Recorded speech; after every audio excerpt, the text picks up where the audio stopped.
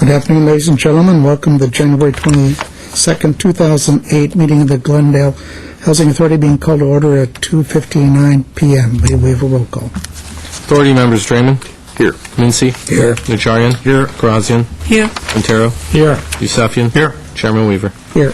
May we have your report? The agenda for the January 22nd, 2008 regular meeting of the Glendale Housing Authority was posted on Thursday, January 17, 2008 on the bulletin board outside City Hall.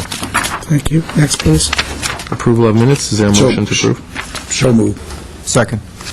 Been moved and seconded. If there's no discussion, it's been approved as submitted. Next, please. Next is oral communication. Discussion is limited to items not part of this agenda. Each speaker is allowed 5 minutes. Members of the Housing Authority may question or respond to a speaker, but there will be no debate or decision.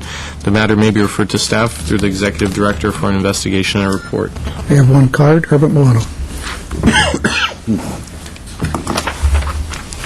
Good afternoon. My name is Herbert Milano, members of the Housing Authority and city staff. I have been concerned about the recent news on the state of the economy, and particularly about the state of the nonprofits and the nonprofit organizations here in Glendale that provide a safety net to so many families at risk. As a landlord, I have a measure, or I say a leading indicator, on the state of the economy that has actually worked pretty well for me in the past. And it's when I began to receive late rent payments. And I have seen that more and more so in the last 3 months.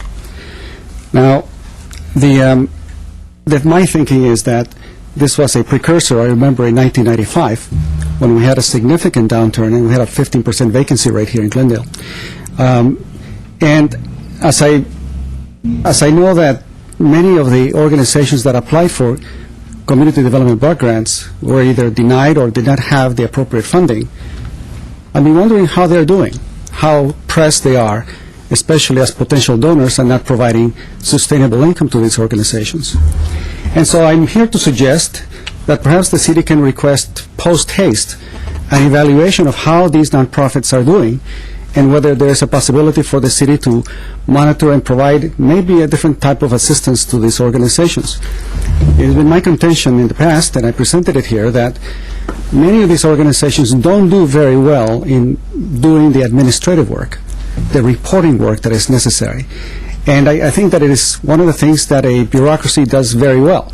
You know, maintain the paperwork, figure out where the projects are, how to report it, and so forth. Because the type of help that these people usually get is volunteer help. You know, people who do the child care or the sports assistance or the mentoring, for example. But I believe that if we don't know where these organizations are, then maybe we lose the opportunity to assist them precisely where they need the most help. So that's my suggestion, that we take a look at these organizations post-haste and figure out if there's anything that the city could do to ensure that they remain as truly sustainable organizations for those people who are in the most need. Thank you. Have no further cards or communications closed. Next, please. Is there any authority member or staff comments? Seeing none, Move to adjourn. second. We stand adjourned at 3:02 p.m. Okay. Joint house, whatever you want to do. let's do the joint council and housing, so we can excuse Mr. Nancy and Laura after that. They can have a fun rest of the day. Ladies and gentlemen, I'd like to call to order the joint public meeting of the Glendale City Council and the Glendale Housing Authority for January 22nd, 2008. May we have the roll call for the City Council? Council members: Draymond.